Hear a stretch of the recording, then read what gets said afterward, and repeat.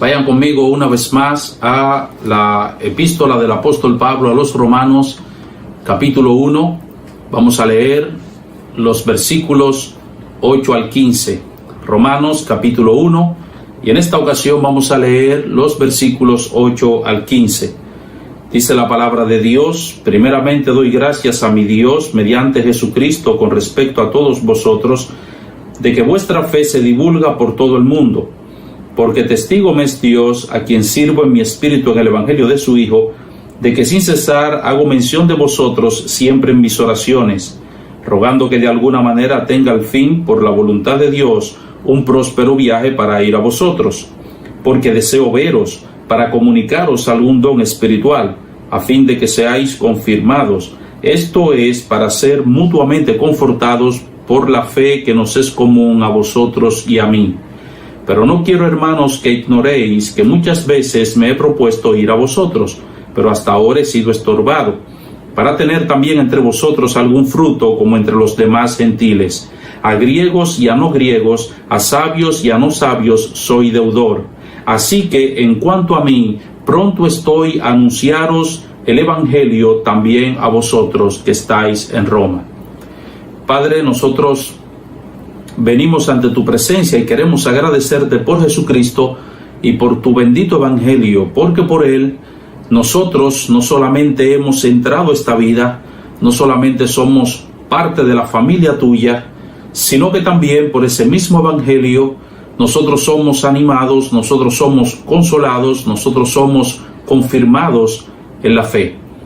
Y oramos para que al exponer ese evangelio en esta mañana, algunos de los que le escuchan, que no te conocen, puedan ser traídos a la conversión por ese evangelio, y otros que ya te conocen puedan ser edificados grandemente por ese evangelio. Te suplicamos, Señor, y te pedimos estos favores en Cristo Jesús, nuestro Señor. Amén. El corazón pastoral de un hombre de Dios no solo lo vemos en el proceso de alimentación de las ovejas con la predicación fiel de la Biblia y a través de la consejería individual a los miembros de la iglesia, sino también al interceder en oración por los creyentes. El apóstol Pablo no fundó esta iglesia en Roma. Él ni siquiera conocía personalmente a muchos de estos cristianos. Sin embargo, este hombre tenía un corazón de pastor, y eso lo llevaba a presentar constantemente a esta iglesia delante del trono de la gracia.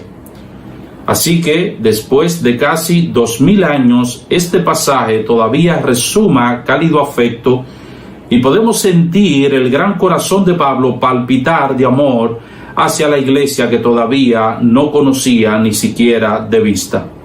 Pablo era un hombre con un corazón pastoral.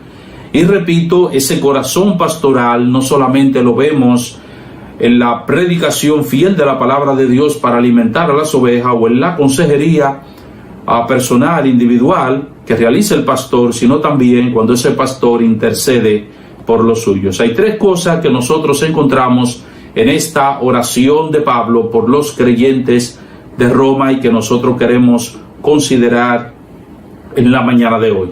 Y lo primero en lo que queremos centrar nuestra atención es en la alabanza que Pablo eleva a Dios como una expresión de gratitud por los creyentes en Roma.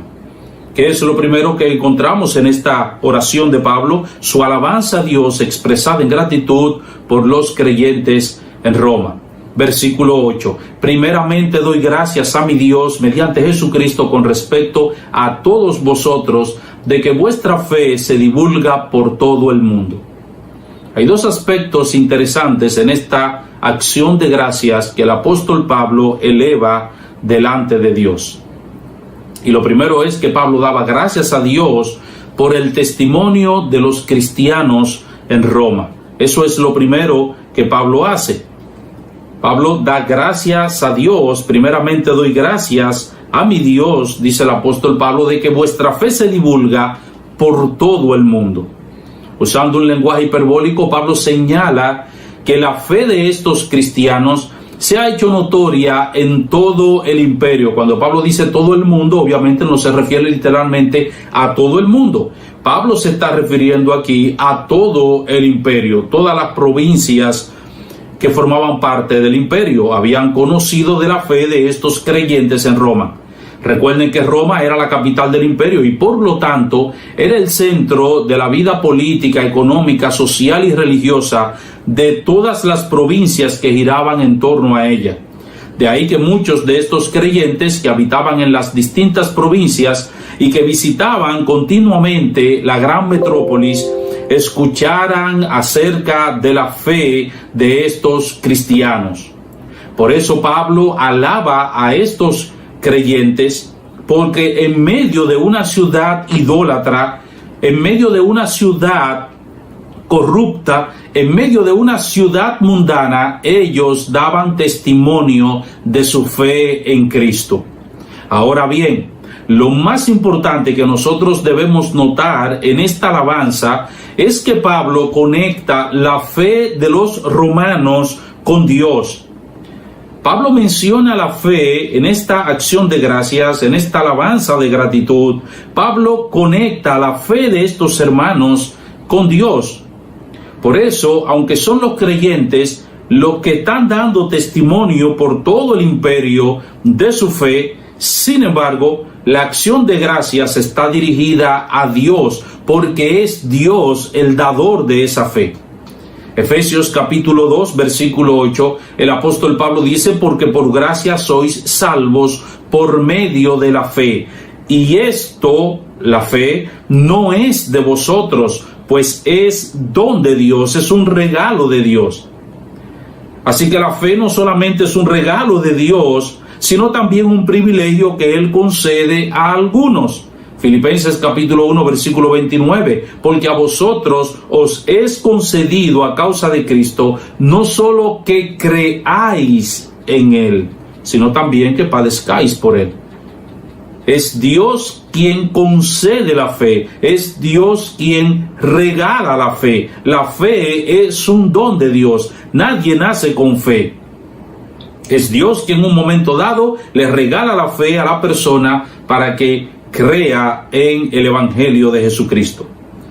Así que es cierto que eran los cristianos romanos los que estaban dando testimonio de su fe, pero esa fe la habían recibido como un regalo, como un don del cielo. De manera que toda la gloria debía ser tributada a Dios, quien es el dador de la fe. Juan Calvino lo explica del siguiente modo. Es digno de notar que San Pablo alaba la fe de los romanos relacionándola con Dios, enseñándonos al hacerlo así que la fe es un don de Dios, porque si la gratitud es un reconocimiento del beneficio recibido, quien da gracias a Dios por su fe confiesa que la fe procede de Dios. Por eso, cuando veamos que el apóstol, queriendo demostrar su felicidad por el bien ajeno, comienza siempre por una acción de gracias, nos quiere advertir que todos nuestros bienes son beneficios de Dios. Termina la cita.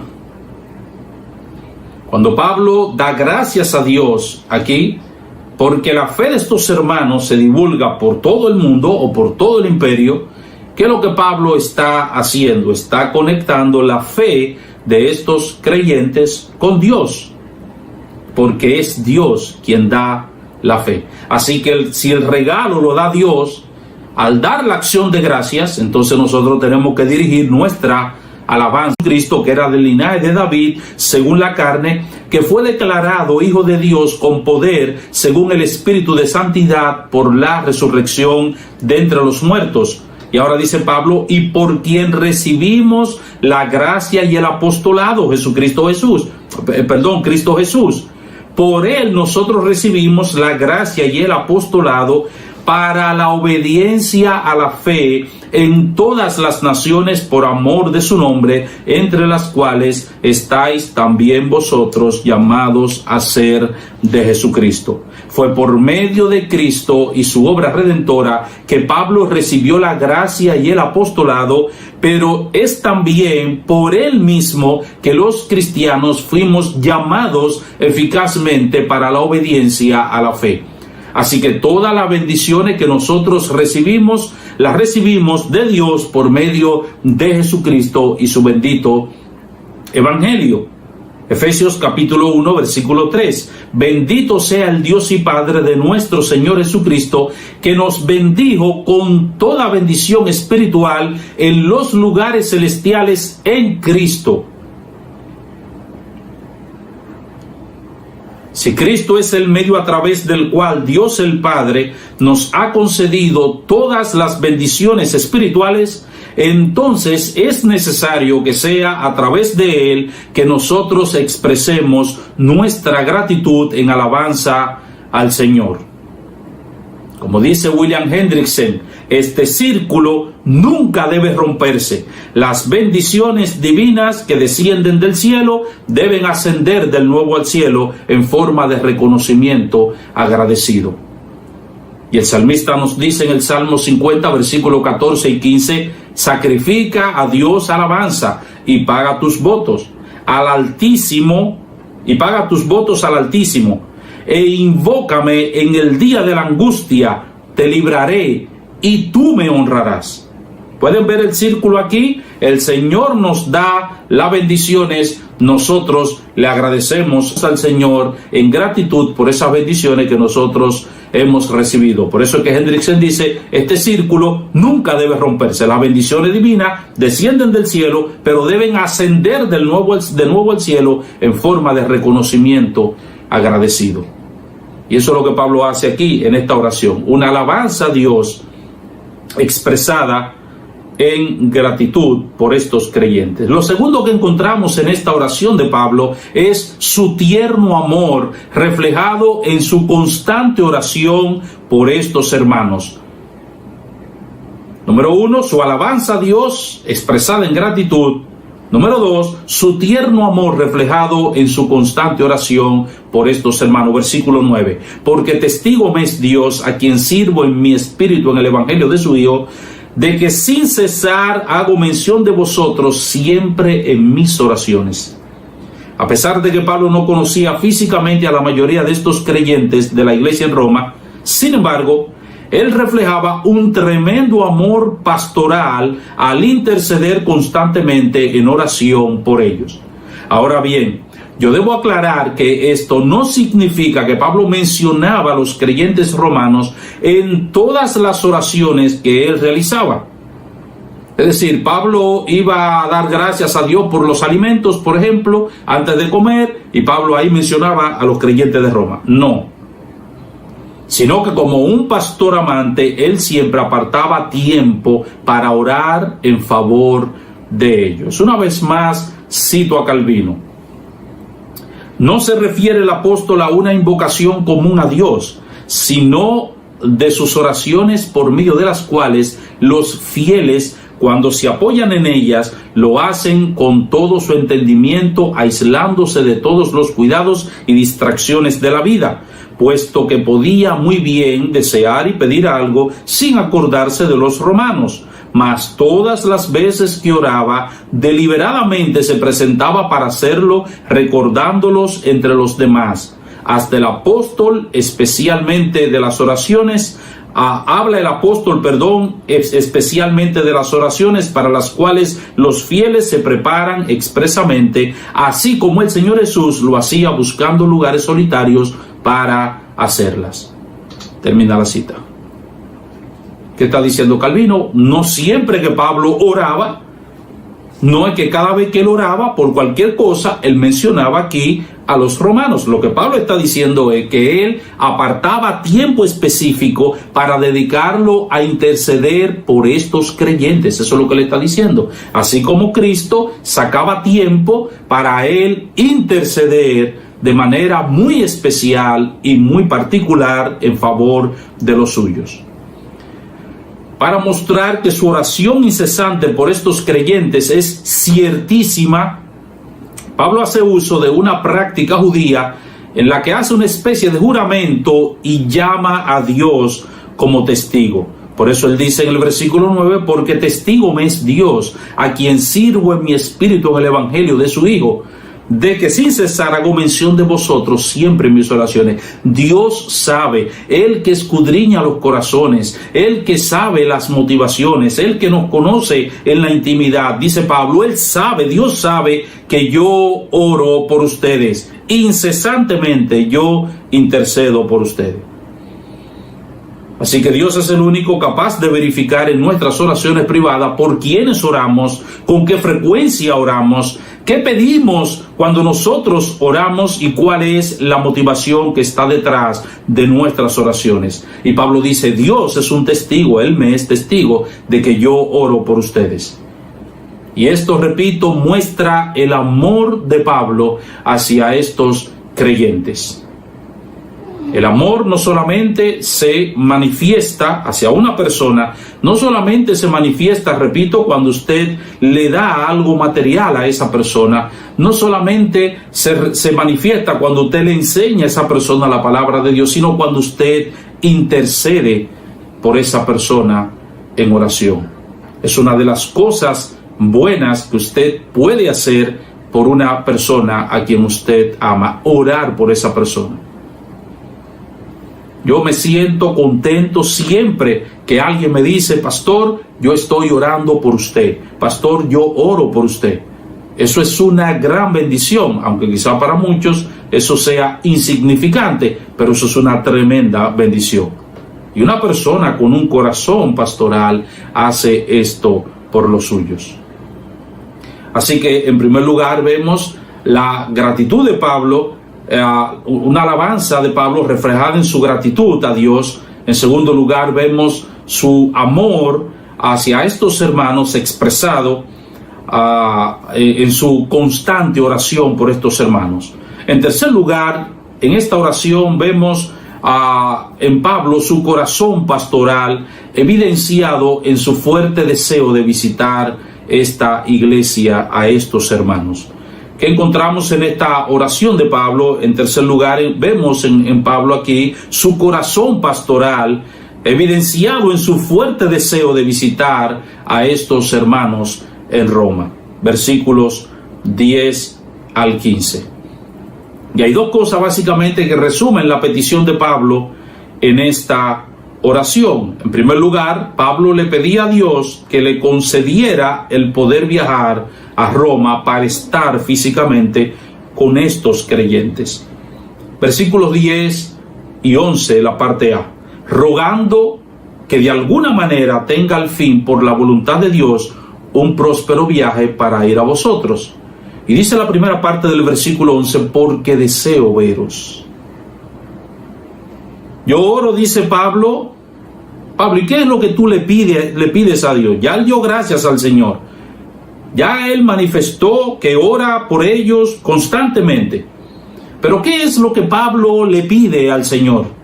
Bueno, eso es lo que Pablo ahora nos va a decir, en qué consiste su oración, cuál es su petición al Señor. Y él dice aquí en primer lugar, yo ruego al Señor que de alguna manera tenga al fin, por la voluntad de Dios, un próspero viaje para ir a vosotros, porque deseo veros. El deseo de Pablo de visitar a estos creyentes en Roma no era algo que había surgido repentinamente mientras Pablo estaba escribiendo esta epístola, sino que 5 años atrás ya el apóstol Pablo había manifestado esta intención. Al inicio de su tercer viaje misionero, Pablo se cree que escribió la carta. La mayoría de los estudiosos concuerdan en que escribió esta carta al final de su tercer viaje misionero. Y al inicio de su tercer viaje misionero, Pablo dijo lo siguiente: pasadas estas cosas, Pablo se propuso en espíritu ir a Jerusalén, después de recorrer Macedonia y Acaya, diciendo, después que haya estado allí, me será necesario ver también a Roma. Pablo inicia su tercer viaje misionero. Él se encuentra aquí en la ciudad de Éfeso, donde pasó 2 años y 2 meses. Y aquí en esta ciudad Pablo manifiesta este deseo, este anhelo. Yo deseo ir a Roma. Yo tengo en mis planes ir a Roma. Así que no fue algo que surgió súbitamente, no fue algo que surgió repentinamente mientras Pablo estaba escribiendo la carta, sino que Pablo, repito, unos 5 años atrás, Pablo había manifestado el deseo de escribir esta carta. En el versículo 13 él dice: pero no quiero, hermanos, que ignoréis que muchas veces me he propuesto ir a vosotros. Yo no quiero que ustedes ignoren. Esto es una frase que Pablo suele utilizar mucho en sus epístolas, y cuando él utiliza esta frase es porque él va a decir algo que es sumamente importante, no solamente desconocido para sus lectores, sino también algo sumamente importante. Yo no quiero, hermanos, que ustedes ignoren que muchas veces me he propuesto ir a vosotros, pero hasta ahora he sido estorbado. Esta palabra estorbar, la palabra que se traduce aquí como estorbar, puede ser traducida también como impedimento. Muchas veces yo he sido impedido de ir a ustedes. ¿Y qué era lo que le impedía a Pablo visitar la iglesia en Roma que tanto él deseaba? Bueno, lo que le había impedido a Pablo visitar esta iglesia era su obra misionera en otros lugares. Romanos capítulo 15, versículos 15 y 16, 18 al 19 y versículo 22. Dice Pablo: mas os he escrito, hermanos, en parte con atrevimiento, como para haceros recordar por la gracia que de Dios me es dada para ser ministro de Jesucristo a los gentiles, ministrando el evangelio de Dios, para que los gentiles les sean ofrenda agradable, santificada por el Espíritu Santo. Porque no os haría hablar sino de lo que Cristo ha hecho por medio de mí para la obediencia de los gentiles, con la palabra y con las obras, con potencia de señales y prodigios en el poder del Espíritu de Dios. De manera, noten ahora, que desde Jerusalén y por los alrededores hasta Ilírico, todo lo he llenado del Evangelio de Cristo. Y ahora salto al versículo 22 y dice Pablo: por esta causa me he visto impedido muchas veces de ir a vosotros. Y la palabra que se traduce aquí como impedido es la misma palabra griega que se traduce como estorbar en el versículo 13. ¿Qué era lo que le había impedido a Pablo visitar a estos hermanos? Lo que le había impedido a Pablo visitar a estos hermanos era que el apóstol Pablo estaba involucrado en la obra evangelística, en la obra misionera, plantando iglesias, edificando iglesias. Y todo eso le había impedido al apóstol Pablo a visitar a estos hermanos. Pero una vez que el apóstol concluye este trabajo, una vez que él concluye esta tarea, entonces ya el apóstol Pablo está decidido para visitar a estos hermanos. Esta es la razón por la que Pablo no solo pide al Señor que le conceda el deseo que él tiene de visitar a estos creyentes, sino que esa respuesta, dice Pablo, él esperaba que fuera dentro del marco de la voluntad de Dios. Rogando, dice Pablo, versículo 10, rogando que de alguna manera tenga al fin, por la voluntad de Dios, un próspero viaje para ir a vosotros. Siguiendo el ejemplo de nuestro Señor Jesucristo, siguiendo el ejemplo del Maestro, que siempre procuraba hacer la voluntad del Padre: Padre, si es posible, pasa de mí esta copa, pero no sea como yo quiero, sino como tú quieres. Que no se haga mi voluntad, sino que se haga tu voluntad. Y siguiendo ese mismo patrón, ese mismo modelo, Pablo actuaba según la voluntad soberana de Dios. Ahora noten, actuar bajo la voluntad de Dios no es repetir el cliché que muchos cristianos repiten o suelen repetir: haré tal o cual cosa si Dios quiere. Si Dios quiere. Pero ya ellos han determinado lo que van a hacer, ya ellos han decidido lo que van a hacer, independientemente de que eso sea la voluntad de Dios, de que Dios los esté guiando, de que Dios quiere que lo hagan en ese momento, en ese tiempo. Ellos ya decidieron hacerlo, pero utilizan ese cliché, si Dios quiere. No, actuar bajo la voluntad de Dios implica dos cosas. Número uno, hacer las cosas en el tiempo de Dios. Eso es actuar bajo la voluntad de Dios, es hacer las cosas en el tiempo de Dios. Aunque Pablo había deseado ardientemente estar con estos hermanos, físicamente con estos hermanos, sin embargo, Pablo tuvo que esperar casi 10 años para que Dios le concediera ese deseo. Él había deseado ya, casi 10 años atrás, estar con estos hermanos. Pero tuvieron que pasar, repito, casi 10 años para que Dios le concediera ese deseo. Eso es hacer la voluntad de Dios. Por eso Pablo dice, yo quiero estar con ustedes, pero dentro del marco de la voluntad de Dios. Número 2, hacer las cosas no solamente en el tiempo de Dios, sino también según los planes de Dios. Es hacer las cosas en el tiempo de Dios, es hacer las cosas según los planes de Dios. El plan de Pablo al concluir su tercer viaje misionero era llegar a Jerusalén y después de celebrar la Pascua, comprar un boleto, tomar una embarcación y viajar a Roma. Ese era el plan de Pablo. Ese era su plan. Eso era lo que él había pensado. Pero los planes del Señor eran que Pablo recibiera una paliza y unos azotes en Jerusalén, que fuera encarcelado 2 años en Cesarea, que compareciera ante varios gobernadores romanos, que fuera enviado a Roma en calidad de preso y que atravesara por un naufragio que casi le cuesta la vida. Ese era el plan de Dios. No era como Pablo lo había planeado, no era como Pablo lo había planificado. Pablo estaba en Corinto cuando escribió la epístola, su tercer viaje misionero en Corinto. Desde allí Pablo dijo, voy para Jerusalén, cuando llegue a Jerusalén voy a tomar una embarcación y de ahí entonces me voy a España y voy a pasar por Roma. No, pero eso no eran los planes del Señor. De hecho, cuando estaba en la misma ciudad de Corinto, Pablo no pudo tomar la embarcación que él pensaba tomar y tuvo que regresar por tierra por un complot de los judíos allí que querían asesinarlo.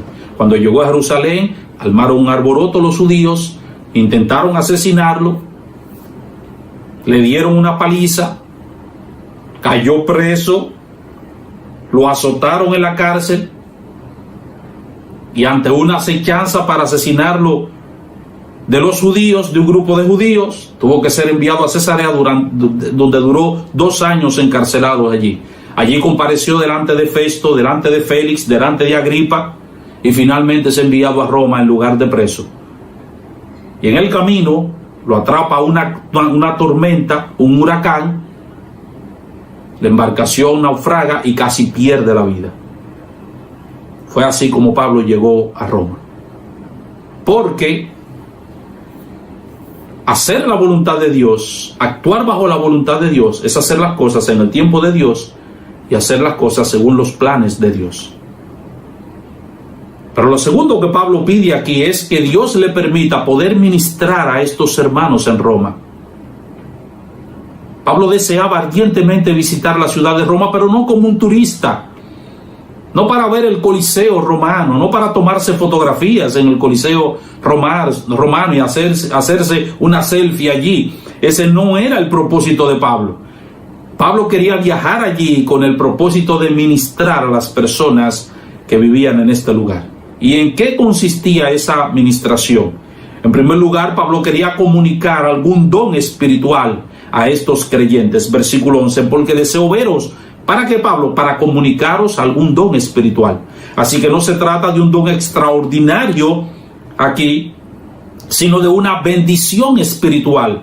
La intención de Pablo no era usar su autoridad apostólica para enseñorearse de estos cristianos o para beneficiarse de ellos, sino como un buen pastor, su deseo era serle a ellos de bendición. ¿Y para qué Pablo deseaba bendecir a estos hermanos o en qué consistía esa bendición? Bueno, Pablo nos lo dice aquí en el versículo 11. Una vez más, Pablo quería confirmar la fe de estos creyentes. Porque deseo veros para comunicaros algún don espiritual, a fin de que seáis confirmados. Pablo sabía perfectamente que la estabilidad y el avance de una iglesia depende por entero de la firmeza de sus miembros. Como dice un autor, creyentes espirituales raquíticos e iglesias tambaleantes no adelantan la causa de Cristo y muy a menudo la atrasan. Todo siervo del Señor, consciente de su misión, ha de preocuparse tanto por la confirmación de las iglesias como por su fundación. Termina la cita. Así que Pablo deseaba comunicar a estos hermanos algún don espiritual. Pablo deseaba confirmar a la fe de los santos, pero Pablo también deseaba estar con estos hermanos para tener un consuelo mutuo. Versículo 12. Esto es, para ser mutuamente confortados por la fe que nos es común a vosotros y a mí. Pablo era un hombre sumamente humilde.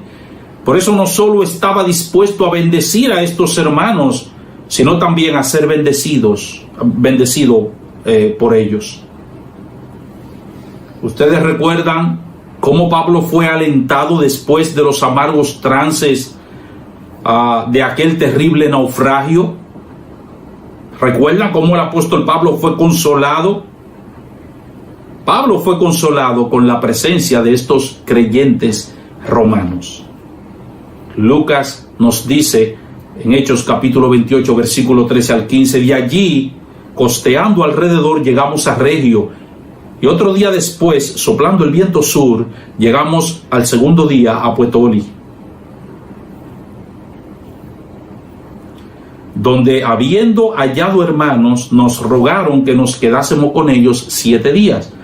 Y luego fuimos a Roma, de donde, oyendo de nosotros los hermanos, salieron a recibirnos hasta el foro de Apio y las 3 tabernas. Y al verlos, dice, Pablo dio gracias a Dios y cobró aliento.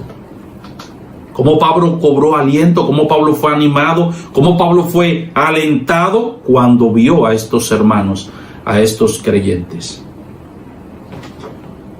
No hay en la iglesia un hermano, por poco conocimiento que tenga de la Escritura, no hay en la iglesia un hermano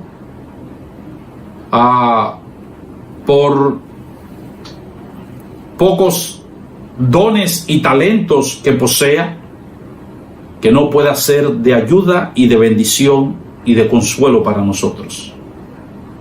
Dios ha puesto a cada uno en la iglesia con un propósito para que cada uno nos edifiquemos los unos a los otros. Ese es el propósito.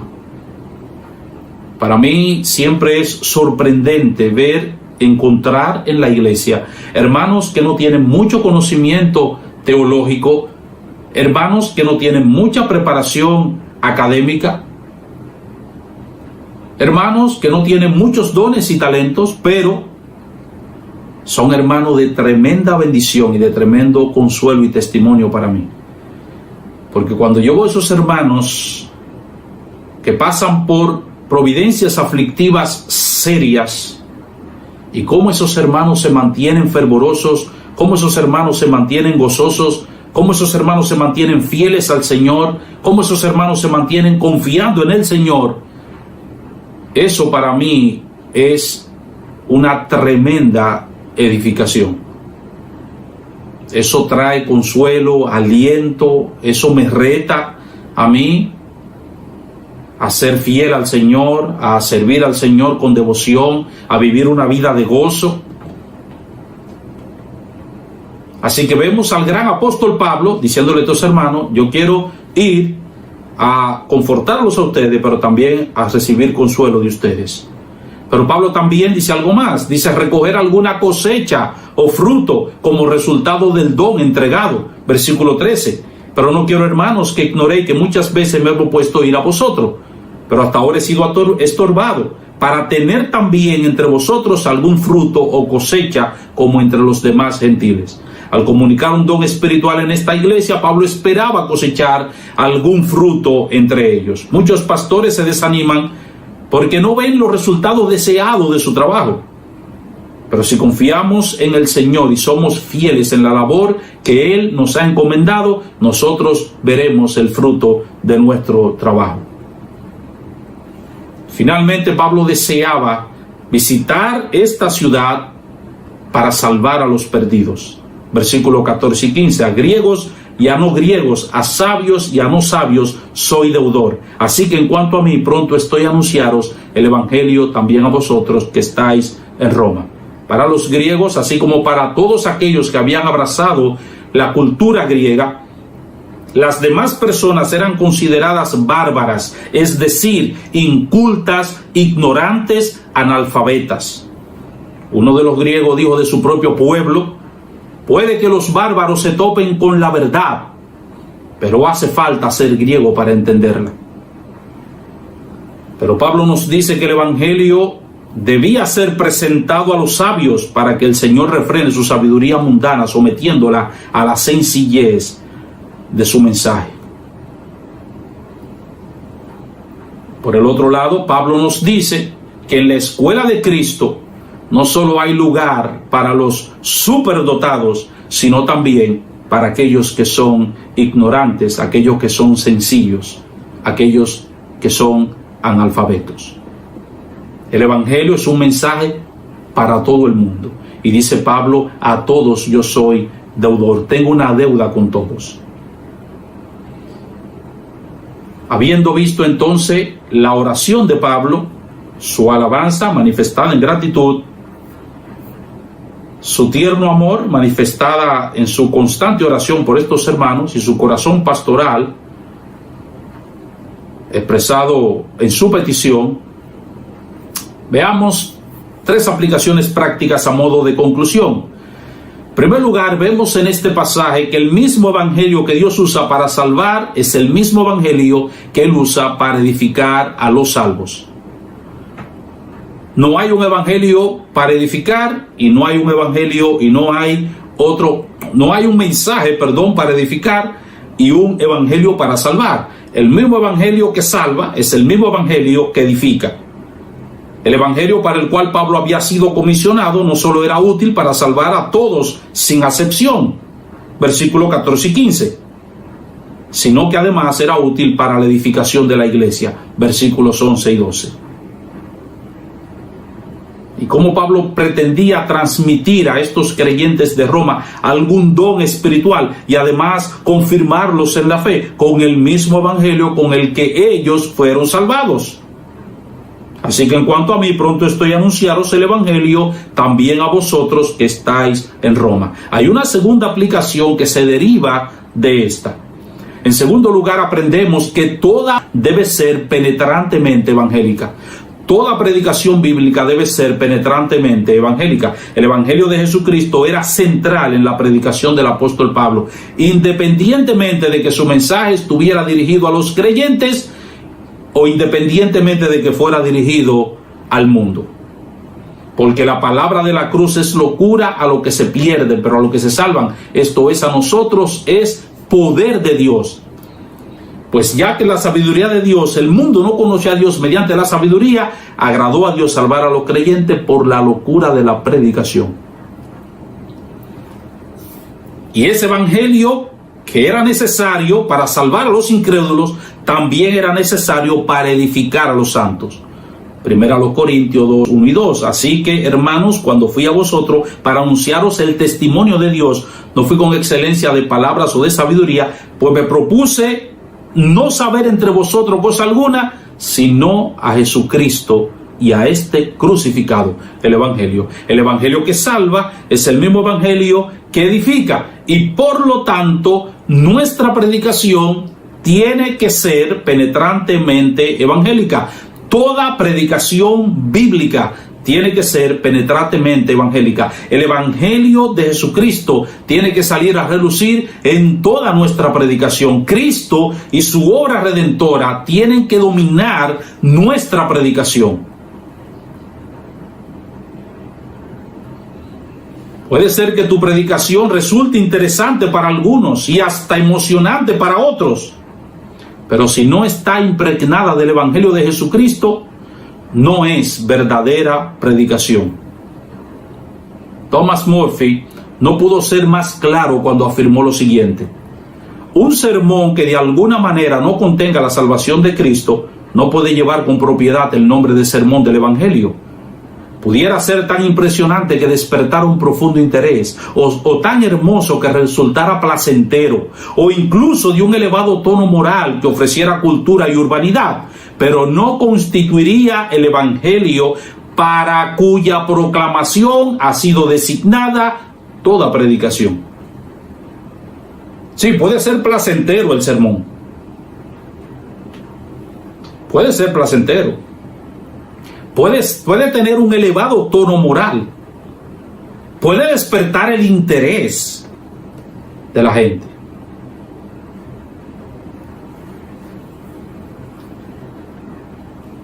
Pero si no habla de Cristo, no es una verdadera predicación. Si no predicas a Cristo, no estás predicando la palabra de Dios, no estás predicando el evangelio. En tercer lugar, aprendemos de nuestro texto la importancia de la reunión presencial para el crecimiento y desarrollo de la iglesia. Seguro que Pablo había enviado algunos mensajes a estos hermanos de la iglesia en Roma a través de los pocos hermanos de esta congregación que él conocía. Aquí le está enviando una extraordinaria carta que sería de mucha utilidad para ellos. Sin embargo, el apóstol anhelaba grandemente estar físicamente con estos creyentes. ¿Y saben por qué? Porque nosotros podemos dar mensajes a través, nosotros podemos dar mensajes virtuales, nosotros podemos dar mensajes a través del internet, a través de las redes sociales, pero nunca será igual, nunca será igual eso nunca será igual a nuestras reuniones presenciales. Tristemente hay muchos cristianos que, teniendo todas las condiciones favorables para congregarse presencialmente, se han acostumbrado a las reuniones virtuales en medio de la pandemia del COVID-19. Y es muy probable que otros ni siquiera quieran asistir a los templos después que pase esta pandemia. Pero es importante comprender que los cultos virtuales nunca se igualarán a los cultos presenciales en el templo. Repito, Pablo le había enviado mensajes a estos hermanos a través de otra persona, le había enviado una carta extraordinaria, pero dice Pablo: yo quisiera estar con ustedes para comunicarles algún don espiritual. Oh hermano, que el Señor nos guarde de acostumbrarnos a los cultos virtuales y quedarnos en casa y olvidarnos de los cultos presenciales.